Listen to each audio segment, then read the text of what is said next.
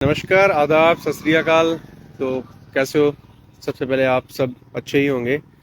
फिलहाल हम मौजूद है झोड़ना वाली गांव में। ये पुल तो आपको याद ही होगा, जब कुछ समय पहले जब बाढ़ के जो हालात बने थे हरियाणा में, और यहाँ पे जो पुल की दीवार थी, पट्टी थी, वो गिर चुकी थी। तो उसके बाद ये हालात हैं अभी भी इस पुल के। और आपको बताऊं, मैं पिछले लगभग 1-1.5 महीना तो मुझे ही हो गया देखते। ये गंद देखें पहले, कितना गंद पड़ा है यहाँ पे। ये खैरिका रेलवे क्रॉसिंग है।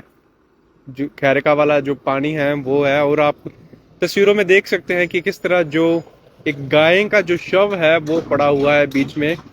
आपको बता दूं, लगभग 2-3 दिन पहले 2 या 3 शव थे वो यहाँ पर पड़े हुए थे, लेकिन शायद एक शव तैर कर आगे चला गया हो, और एक शव है जो वो अभी भी यहाँ पर पड़ा हुआ हमें नजर आ रहा है।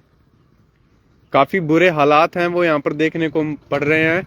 अब सरपंच पर सवाल उठता है कि आखिर गांव का सरपंच है वो क्या कर रहा है, जब इतनी गंदगी यहाँ पर पड़ी है। ये साफ करवाने की जिम्मेदारी किसकी है? सरपंच की जिम्मेदारी है। लेकिन सरपंच शायद बेखबर है, इस जगह से बेखबर है जहाँ पे जो ये हादसा हुआ था। यहाँ पे जो पट्टी थी वो गिरी थी, और काफी चलता पुल है यहाँ पे। अब जो पुल है उसको खोल दिया गया है प्रशासन के द्वारा। लेकिन यहाँ की बात करें, यहाँ पे जो ये गाय का जो शव मरा हुआ पड़ा मिला है, ये एक भारत देश में रहते हैं हम। भारत देश में गऊओं को पूजा जाता है जहाँ पे, और उसी भारत देश में गऊओं की ये हालात है वो हमें देखने को मिल रहे हैं।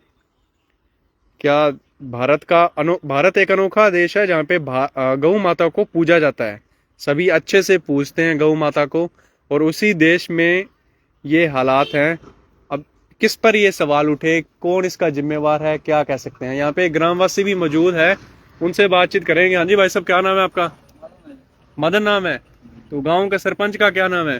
विजय सरपंच है। तो इतनी गंदगी पड़ी है यहाँ पे, तो सरपंच कभी आया नहीं इस रास्ते से? उसने देखा नहीं?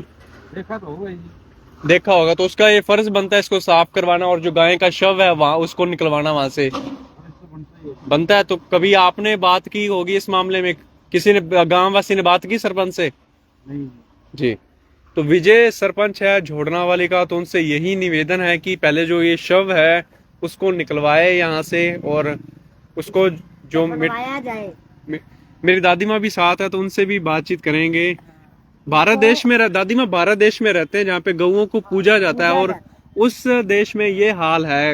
ये गाय को निकलवा के इसको अच्छी तरह मिट्टी के नीचे दबाया जाए, ये हमारा धर्म है।